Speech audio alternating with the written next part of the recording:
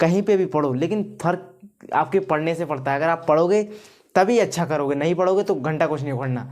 कहीं पे भी पढ़ो, लेकिन फ़र्क आपके पढ़ने से पड़ता है। अगर आप पढ़ोगे तभी अच्छा करोगे, नहीं पढ़ोगे तो घंटा कुछ नहीं पढ़ना। हेलो दोस्तों, स्वागत है फिर से आपके अपने यूट्यूब चैनल में। आज हम पढ़ने वाले हैं क्लास 12 की केमिस्ट्री का दूसरे चैप्टर के इंपॉर्टेंट क्वेश्चन। इससे पहले फर्स्ट चैप्टर के इंपॉर्टेंट क्वेश्चन आ चुके हैं, अभी तक आपने नहीं देखा तो लिंक डिस्क्रिप्शन में आप जाकर देख सकते हैं।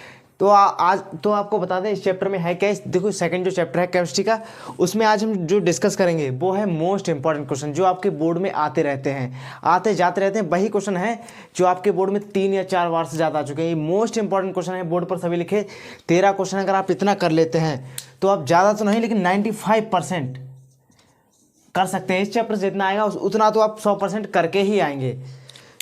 तो आपको करना क्या है, कॉपी पेन लेके बैठना, इन सभी क्वेश्चनों को लिखना है और इनका जो सोल्यूशन है आपको बता दें वो मिलेगा टेलीग्राम पर। और उस वीडियो जो आपको वीडियो क्लास होगी आपको थोड़ी बहुत देर में पब्लिक कर दी जाएगी। तो इनका सोल्यूशन आपको करना क्या है, सबसे पहले आप नीचे डिस्क्रिप्शन में जाना है, टेलीग्राम लिखा हुआ, टेलीग्राम का लिंक होगा, वहाँ पर आपको जाना है और टेलीग्राम में देखना बिल्कुल सीरियस इज्जत से लिख रखा है chapter 2 billion most important question solution. जितने भी क्वेश्चन यहाँ पर लिखे हैं उनका सबका सोल्यूशन आपको मिल जाएगा विथ पीडीएफ, बिल्कुल बेहतरीन तरीके से मिलेगा। सभी का सोल्यूशन मिलेगा जितने भी क्वेश्चन यहाँ पर हैं। ये वही क्वेश्चन है जो मोस्ट इंपॉर्टेंट क्वेश्चन है। ये देखो, ये हमने एनालाइज किया है, पहले आपको दिखा दें कहाँ से लिए हैं। ये है अग्रवाल का अनसॉल्व पेपर। इससे पहले हमने पढ़ा, इसके थोड़ा बहुत एनालाइज किया, उसके बाद ये कुछ क्वेश्चन मिले हमें ढंग के जो आपके बोर्ड में आते रहते हैं। ये वही क्वेश्चन है जो इसमें बहुत ज़्यादा रिपीट हुए हैं। एनालाइज की अगर हम डेट बताएं 2015 से 2020 और 13-14 तक के भी इसे हमने देखे हैं, सभी पहले पढ़ा है इसे। उसके बाद इन क्वेश्चनों को लिखा गया है कि दूसरे चैप्टर से किस तरह के क्वेश्चन हैं जो आपके बोर्ड में आते हैं। इसे साइड रखते हैं और करते हैं क्लास चालू।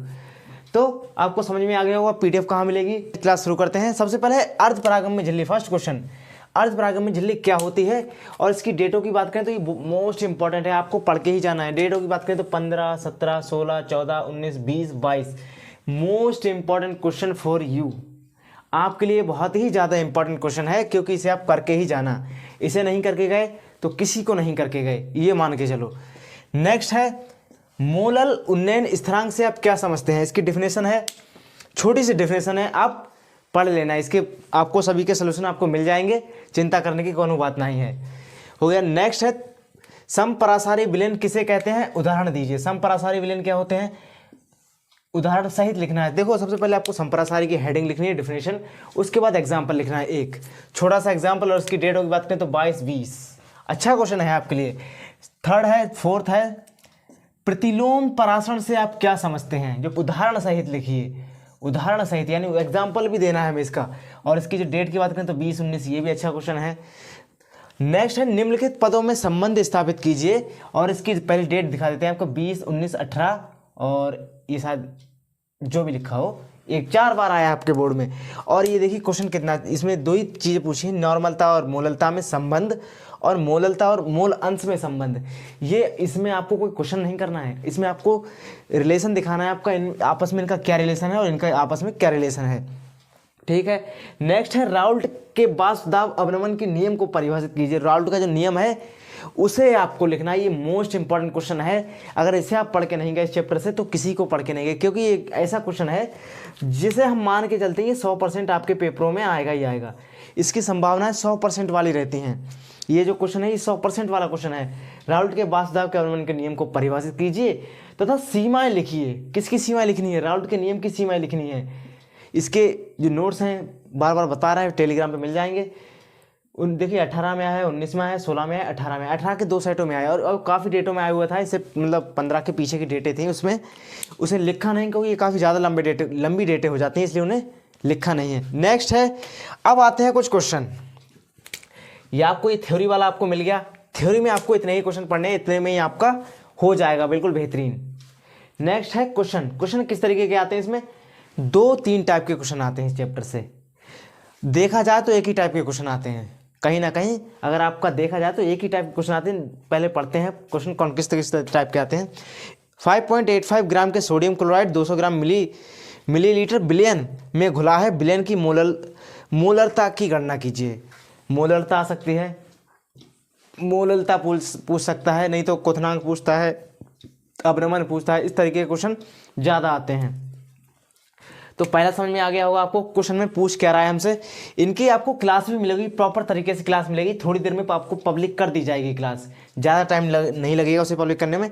5.85 ग्राम के सोडियम क्लोराइड 200 ग्राम मिलीलीटर बिलियन में घुला है। बिलियन की मोलरता की गणना कीजिए। अब इस क्वेश्चन की डेट देखो जरा, 18, 20, 22, 16।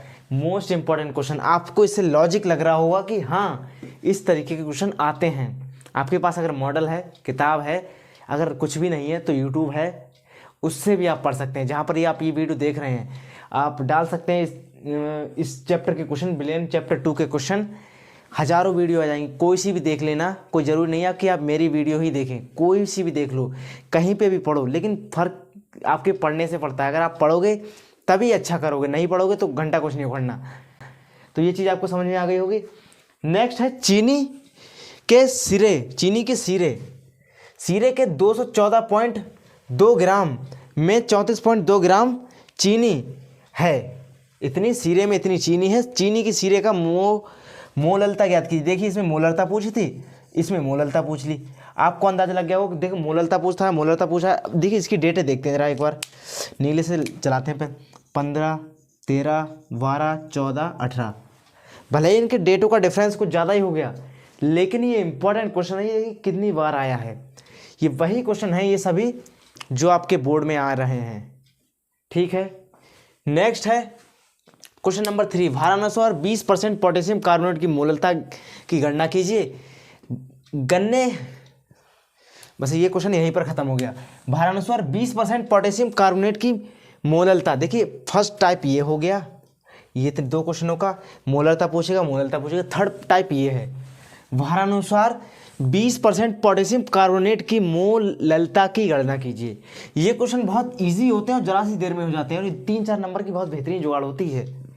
ये बात मान लो आप। इस चैप्टर से इन क्वेश्चनों के अगर फंस जाए तो फंस जाए का मतलब ये है कि इस चैप्टर से अगर कोई क्वेश्चन आ गया तो आपकी अच्छी का जुगाड़ हो जाती है। 5, 6, 3, 4 जितने भी नंबर में आता है। इसकी डेटों की बात करें ऊपर वाले क्वेश्चन की, तो 15 है, 17 हो गया, 20 हो गया। भले ही आपको दिख नहीं रही होंगी डेटें, हो सकता है ना दिख रही हों, लेकिन आए हैं। और ये अच्छा क्वेश्चन है, ये थर्ड टाइप है इस चैप्टर से आने वाले क्वेश्चनों का। अब नेक्स्ट है टाइप नंबर 4। 4 ही टाइप है, और टाइप नंबर 4 है वो है मोस्ट इम्पॉर्टेंट। चलिए देखते हैं। गन्ने की शक्कर 1.17 ग्राम को 25 ग्राम जल में घोलने पर विलायक का क्वथनांक 0.017 डिग्री सेल्सियस बढ़ जाता है। विलायक का अणुक उन्नयन स्थिरांक ज्ञात कीजिए। यानी हमें डेल्टा टी निकालना है। इसमें फॉर्मूला होता है delta T equal to delta K multiply delta K B multiply small m multiply 1000 upon m multiply capital W। यहाँ पर कैपिटल W होता है विलायक का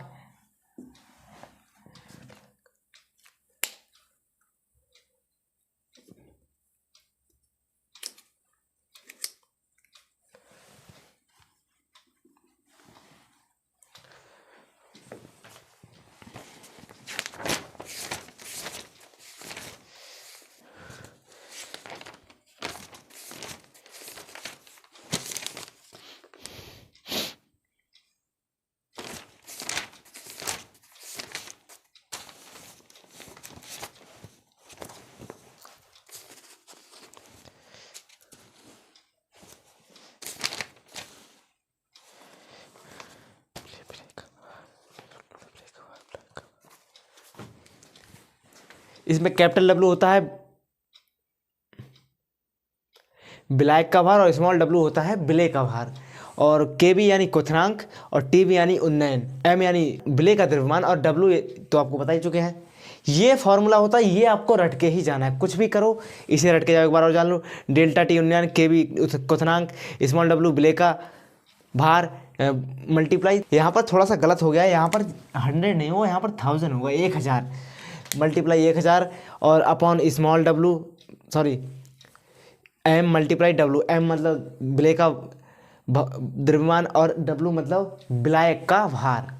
ये चीज़ आपको समझ में आ गई होगी कि क्या है, और इसी फॉर्मूले से बाकी सभी सवाल लगने हैं। यहाँ से यहाँ तक ये है टाइप नंबर 4, और यही वो फॉर्मूला है, यही वो क्वेश्चन हैं जो आपके बोर्ड में ज़्यादातर आते हैं।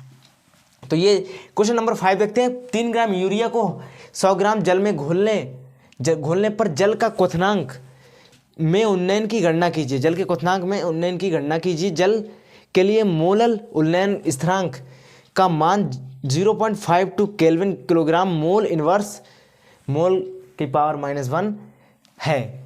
हमें निकालना है इसमें उन्नयन स्थिरांक, हमें निकालना है। जो इसमें निकाला था वही इसमें निकालना है। सीधी बात ये है।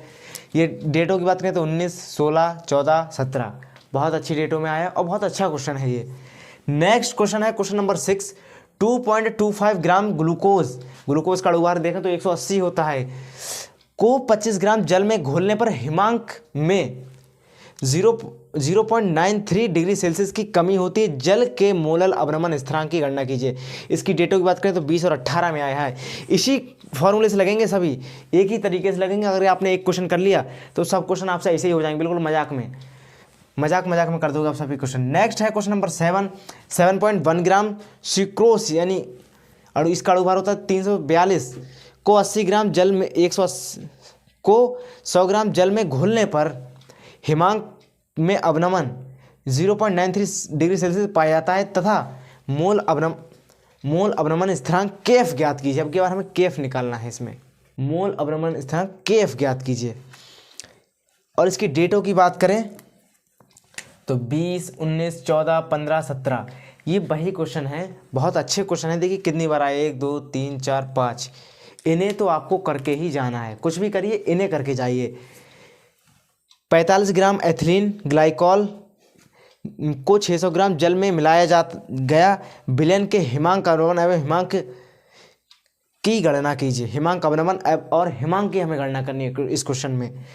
सेम इसी फॉर्मूले से सभी क्वेश्चन लगेंगे और बहुत ही बेहतरीन क्वेश्चन है। ये जो क्वेश्चन है, ये जो टाइप है क्वेश्चन नंबर 4 से 8 तक का 1 टाइप हो गया, 3 मतलब दूसरा टाइप हो गया और ये तीसरा टाइप हो गया। 3 टाइप के क्वेश्चन होगा इसमें आपके। और अगर आपने इतना कर लिया तो गारंटी है कि आप 100% करके आओगे पेपर। इस चैप्टर से आप 100% करके आओगे। और इसी तरीके से आपको नेक्स्ट क्लास और पूरी केमिस्ट्री के आपको इम्पोर्टेंट मिलने वाले हैं। तो आपको बता दिया गया था स्टार्टिंग में कि इसके जो PDF होंगे वो आपको टेलीग्राम पे मिलेंगे, बिल्कुल बेहतरीन तरीके से मिलेंगे। और आपको करना क्या है, टेलीग्राम का लिंक डिस्क्रिप्शन में आपको जाकर ज्वाइन कर लेना है जिससे, और चैनल को सब्सक्राइब कर लेना ताकि नेक्स्ट वीडियो की जो नोटिफिकेशन हो आपको सबसे पहले मिल जाए। और सब पूरी केमिस्ट्री की लाइन से आपको इम्पोर्टेंट मिलेंगे, चैप्टर वाइज चैप्टर। अनसॉल्व से हम एनालाइज करेंगे, उसको आपको दिक्कत लेने की कोई जरूरत नहीं है। चैप्टर वाइज चैप्टर आपको इंपॉर्टेंट क्वेश्चन मिलेंगे। वीडियो को लाइक, चैनल को सब्सक्राइब करना ना भूलें। मिलते हैं अगली क्लास में, तब तक के लिए जय हिंद, जय भारत।